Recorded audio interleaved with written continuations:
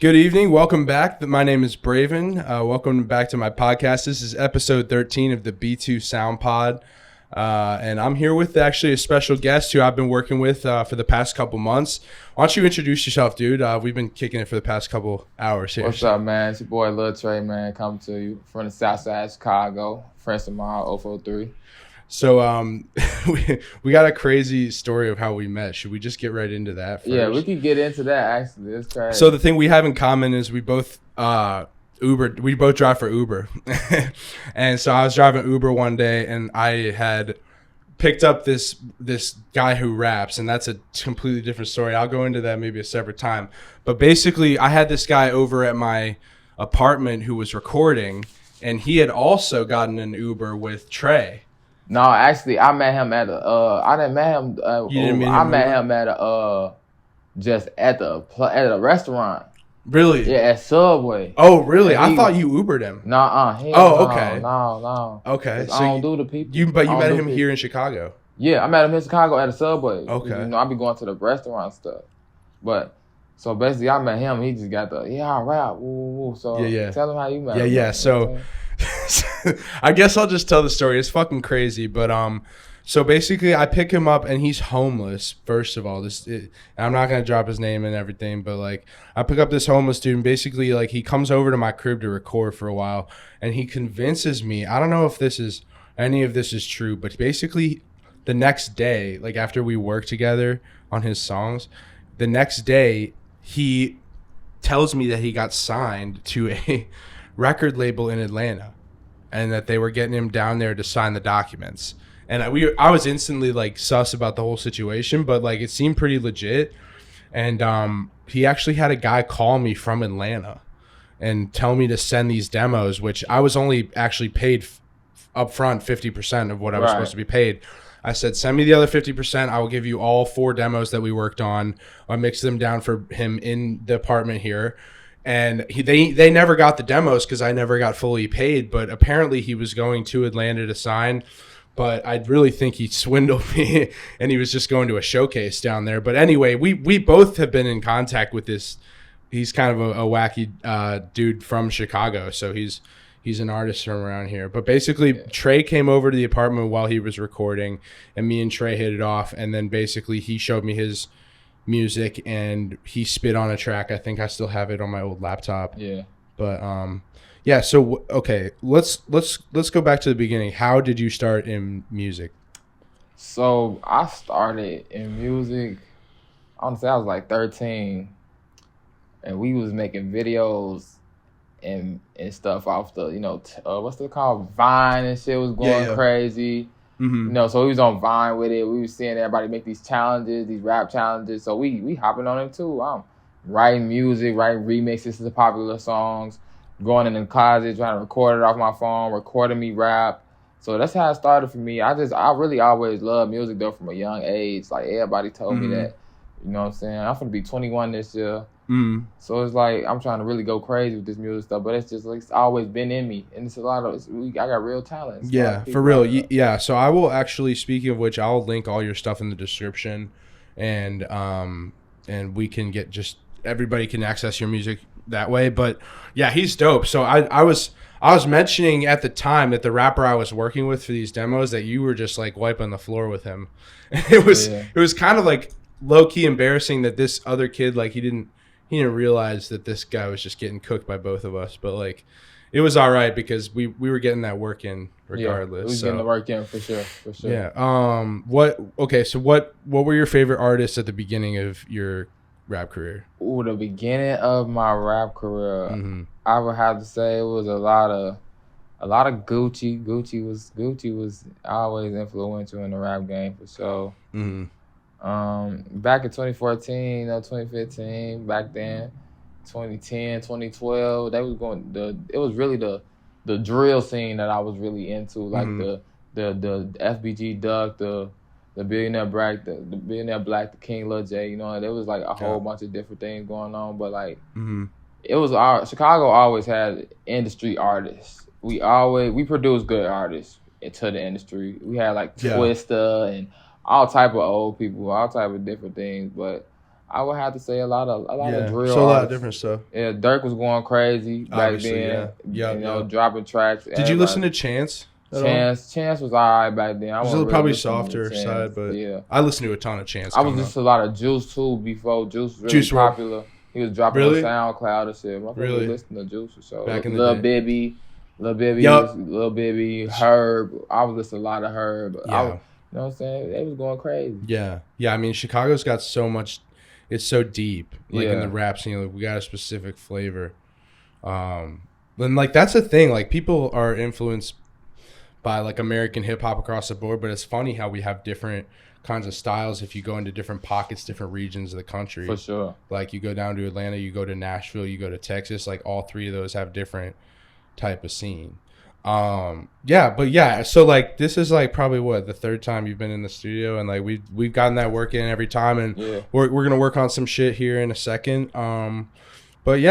So tell me about your recording process. So you write on your phone, right? Yeah. I love writing. You feel me? I could freestyle, you know what I'm saying? But I love writing. I love taking the time and just looking at it and going through it and just sitting down. It's the process for me is a lot. I don't like to run through it. When you run through it, you make mistakes and you just go out doing Do you mean like one take all the way through? No. You could do one take, but as in like writing the song, making sure that everything is like the beginning of the process is writing the song. Make sure that everything is like detailed. Make sure you enunciate your words right. That's what it comes down. Make sure some of your bars are short and make sure some are long and put an extra word there.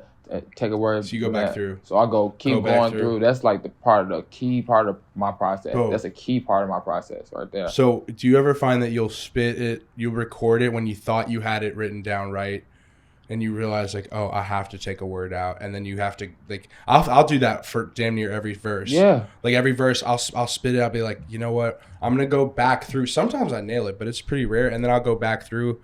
I'll take out a word just to make it flow better. But like I'll end up like recording all my shit and then realizing that it'd sound better. But no, I completely agree. You'll never get it. You probably will never get it right the first take. Like. It's always something, especially with real music. Like, not just throwing something out there like, oh, here, this is a song. It's like real music. So the process is definitely needs to be. Yeah, I got you. Real quick, can you let us know what you're wearing here? Let's do a drip check. Little fit check. So we got the Panda high top dunks on, you know what I'm saying? These nice, you know what I'm saying? We got Amiri jeans on. Amiri's. Yeah, those little Nike hoodie. Dope. Then we got, just a little fleece, just a little throw on, nothing major. Where'd you get the fleece? Yeah. I think I got this fleece, if I'm not mistaken, probably like Nordstrom or something like that. Nowhere spectacular, nowhere special. Yeah, I was saying, like, I'm trying to get my drip up because, like, I was saying we should just go to the mall one of these days because, like, I'm trying to upgrade my whole wardrobe, like, for real. Like, all my shit's kind of lame, but I don't know. Like, as these clothes start to fit me better, like I feel like. But everybody got their own style, bro. Everybody's style not gonna be like everybody else's style. You gotta be true to yourself at the end of the day. Yeah, that's why everybody make mistakes. They doing all this for social media and just wanna be out there. Nah, be yourself at the end of the day, because a motherfucker gravitate to you more when you be yourself instead of trying to keep up with the Jones to be like them. But it's always good to be like.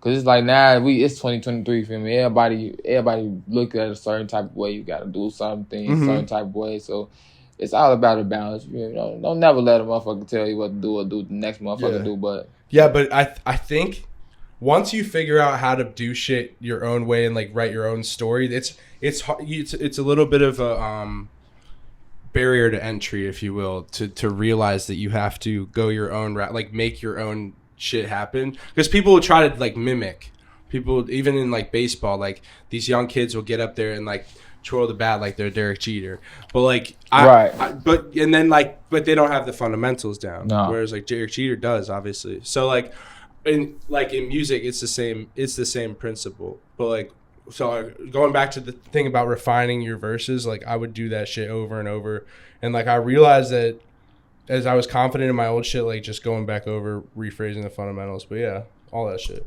I think it's important. Like I think in developing your own style, it takes a moment to figure out that that's the easiest thing to do, but once you figure that out, it's just natural. I've said it's like the path of least resistance. So like when I go back through my stuff, it's all about just making it good fundamentally, but being true to my own shit. So speaking of which, what is your go-to like hype music? Do you listen to like the mainstream stuff at all, like Kendrick or Drake? I listen to a lot of mainstream. I really listen to more mainstream right now than a lot of underground stuff that's been coming out. Okay, yeah, I actually wanted to show you a couple things, but go ahead. Yeah, you guys. Okay, for sure. Yeah. But I really listen to like a lot of Baby. It's really Baby. Lil Baby? Yeah, Lil Baby. Yeah. I really listen to a lot of Baby. Is probably my favorite artist right now.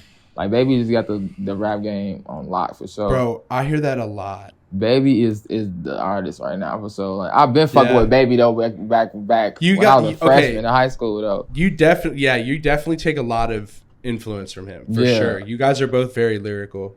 Yeah, I do. Like I ain't copying nobody. You know what I'm saying? I got my own. You feel me? But Lil Baby is like he really do. No, in the way that like he really do make music that I really can gravitate toward. You know what I'm saying? So my style probably does gravitate towards. No, yeah, that's what I'm saying. Like the way you guys put bars together and you're so even about, like it's just so precise. The precision. Yeah, and that's actually another part of my process. All about the precision. I love. I really try to move through life with doing precise moves with really precision, bro. Like moving through the game of life. Yeah.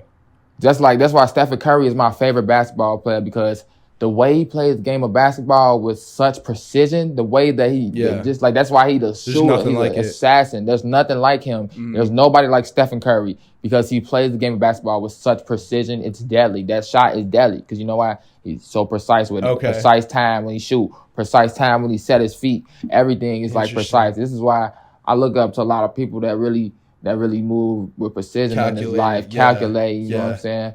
Yeah, I feel like that's important. And like, there's a lot of people that just make that shit look so easy.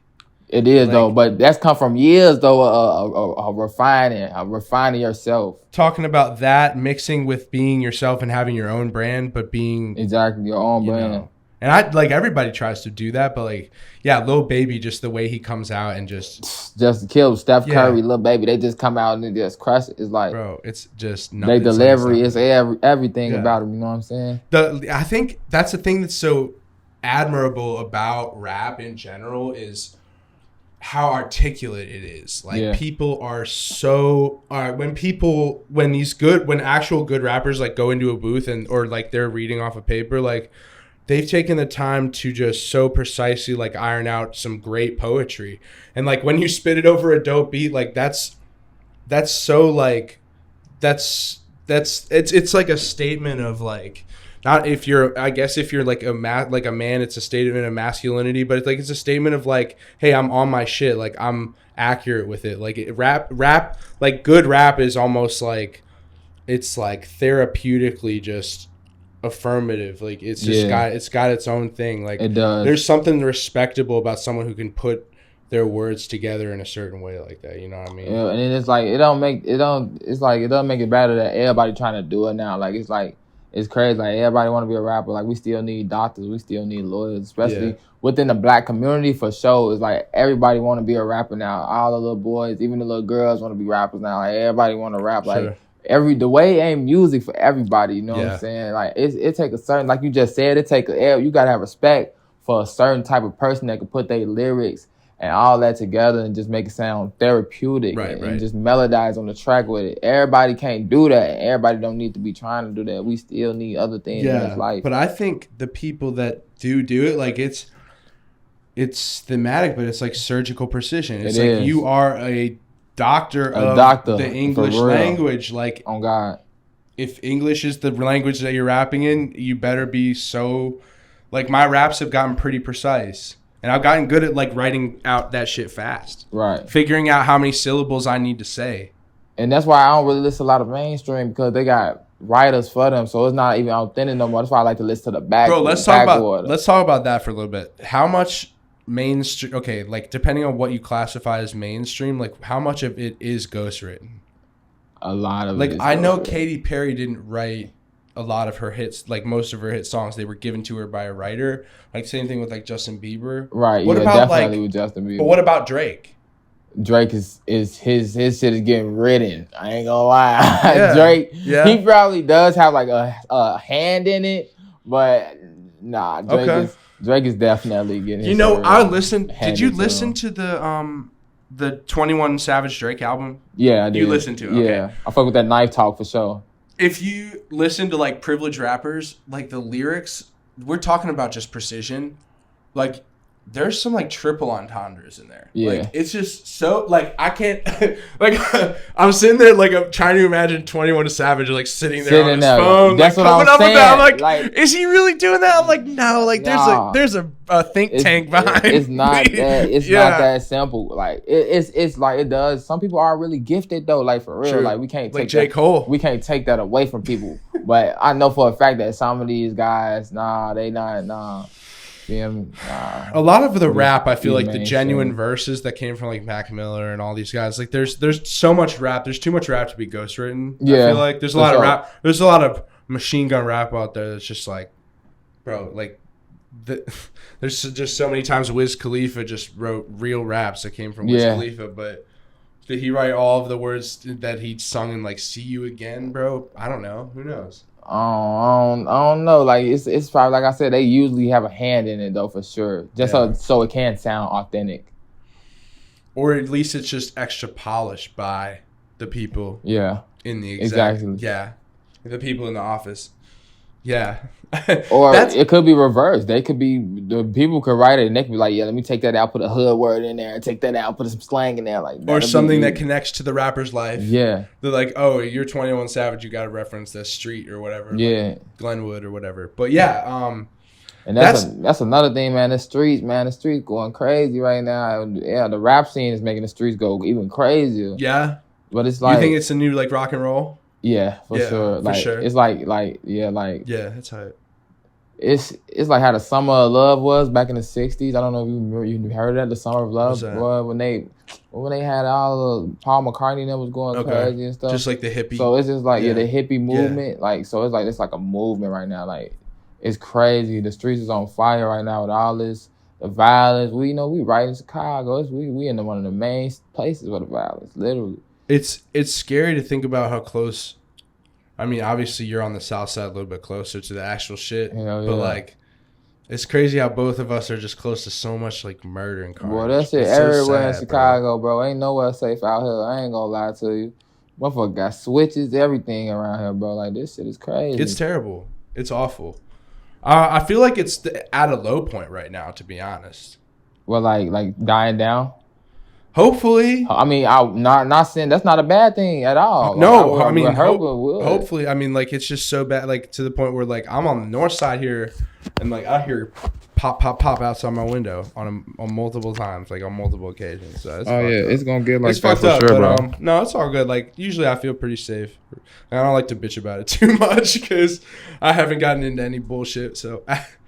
That's good, though. It's not. Oh, it's not true. No, I haven't. No, what? I'm finna ready to vouch for you, bro. Okay, so I have a crazy ass story that I've never told on the podcast before, but I'm gonna save it for some crazy shit. Damn, bro. Yeah. Okay. So yeah, there was like on some. It was some bullshit. It was. I mean, everybody not golden. Everybody no, it was no. Child, I'll tell you off. It's air, like we all you gotta get it how you live it. You know what I'm saying? That's why like everybody. That's why we out here in the streets. It's 13-year-olds out here. It's girls out here 13. It's boys out here 13. Like they kids out here in the streets. Like we was out here and babies in the streets. You have to get it how you live it. Like motherfuckers ain't rich. We weren't growing up rich. You know what I'm saying? We had hard times like a motherfucker. Lights was off. Rent was off, everything. Rent was due, everything. You know what I'm saying? Yeah. Heat was off. You know what I'm saying? We had to get it how we live it. We had to go out here rob. What was your first like main like money grind?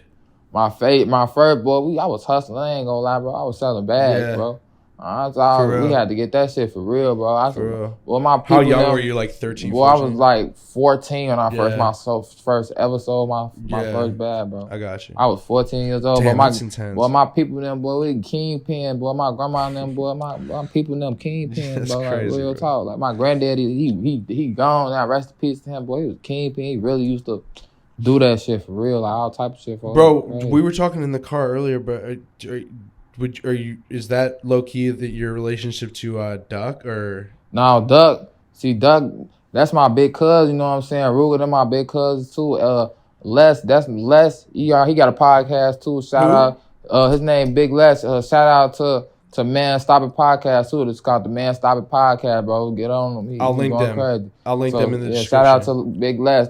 He actually that's who I just came from with. Right. It's him. That's my uncle. You know what I'm saying? We was out here doing some things, talking, you know, chopping it up about what's going on in the streets. You know what I'm saying? Everything. That's my uncle, boy. He really got tired. Big Les started a lot of stuff that these niggas out here doing, and they don't even notice that. But he's telling them now that on that Man Stop It Podcast, boy, go check him out. Everybody go check him out. The Man Stop It Podcast. Okay, bet. It's lit for sure. But yeah, you know what I'm saying? But that's my ties with Duck, you know what I'm saying? That's my big cousin, man. He rest in peace, you know what I'm saying? We out here holding it down though. Fat A, Ruger, Flame, we all finna getting it. We getting it gone, bro. Real talk. Everybody finna take off, bro. It ain't nothing but a matter of time for all of us. For real. And you guys will hear for yourself, but this dude is fucking lit. Like, he's got crazy ass wordplay. Just really thoughtful shit. Just really great bars. So I'll link all this stuff, obviously. And, like, yeah, I've been saying, like, it's a small-ass world out here. Like, especially with social media, you see how close everyone is tied together. Yeah, in that sense, but crazy. in a real sense, like, people, like, I'm trying to get network with people that are actually in the game, and I feel like I'm getting slightly closer. Like, it's just who you know. Like, talking to people, talking to everybody you can. Social media actually changed the world. Like, changed so much. Like, social media tied all the kids together. Like, when I was like 14, 15, we was going to these things called trends. We was trending in a certain place in the city, and it would be like a 500 to 1,000 kids. What app?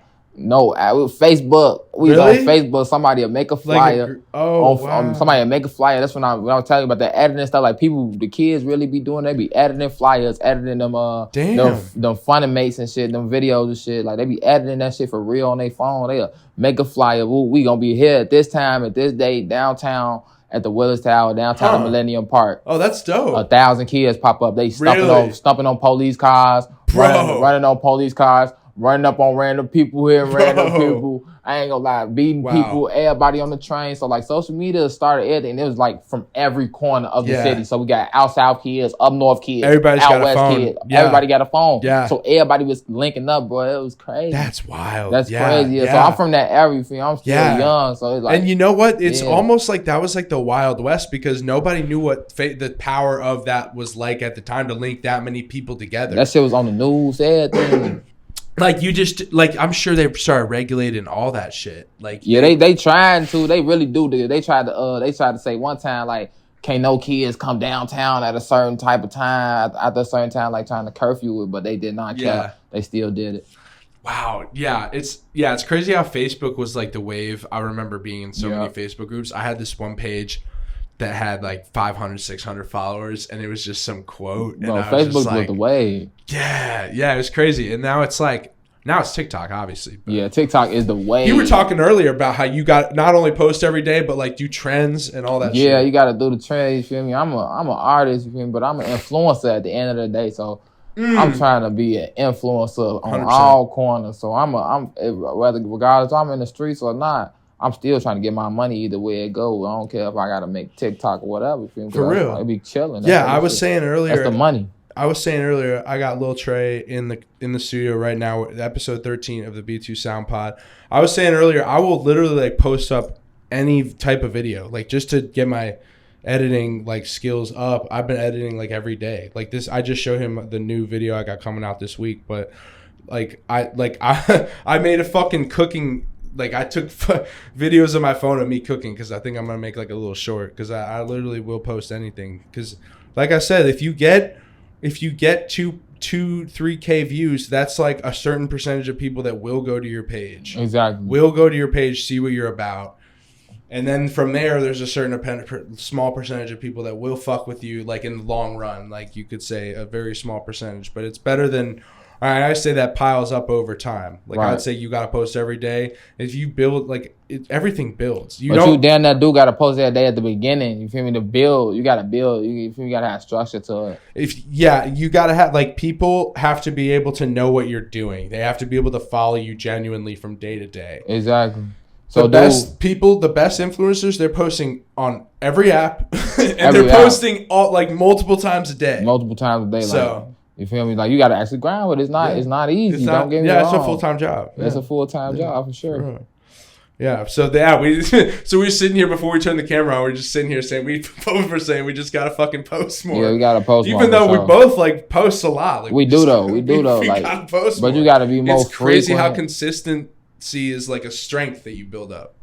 It's crazy. And going back to that conversation we were talking about earlier, like when you got to be yourself, you do got to be yourself, but sometimes you got to give the people what they want. You have to give the people what or they won't watch. Or they won't watch. Yeah, and I feel like image is everything sometimes, you know what I'm saying? Image is everything, or a lot for sure. Yeah. And like, I think people fall in love with their own product no matter like, and they kind of get like have a certain amount of like blinders on to a certain extent. Like, and then they're just kind of ignoring a whole side of like critique. I don't think it's kind of like a disease or kind of like something you have to get past, like in your own art.